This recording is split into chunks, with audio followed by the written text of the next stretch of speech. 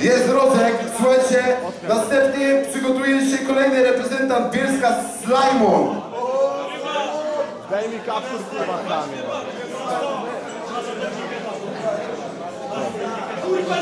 Twój temat to gruba ryba. No, wędkarz, no bo... Tak, poprawiam uzdrowikiem, a wiecie co? Kurwa, jestem kusownikiem, dlatego widzicie, czasem blaty sobie smażą, że kusownikiem to jestem wędkarzem, dlatego widzicie, mogą się tu cieszyć dzieci, idę na ryby, biorę ze sobą sieci i w ogóle nie powiem do nikogo dzisiaj szmato, jestem kusownikiem, podpinam do rzeki, akumulator, co się stało? Słuchaj, to nie na niby, wykrywają do góry kruchem wszystkie ryby, w ogóle poprawiam tutaj kawałek wizerunku, jeśli jestem wędkarzem, to zawsze łowię z gruntu. W ogóle, freestyle mnie tutaj ogarnia, z gruntu łowię, zakładam zakarniać i w ogóle, kurde, powiem to wszystkim, wolno u was na rzekach łowić na glisty?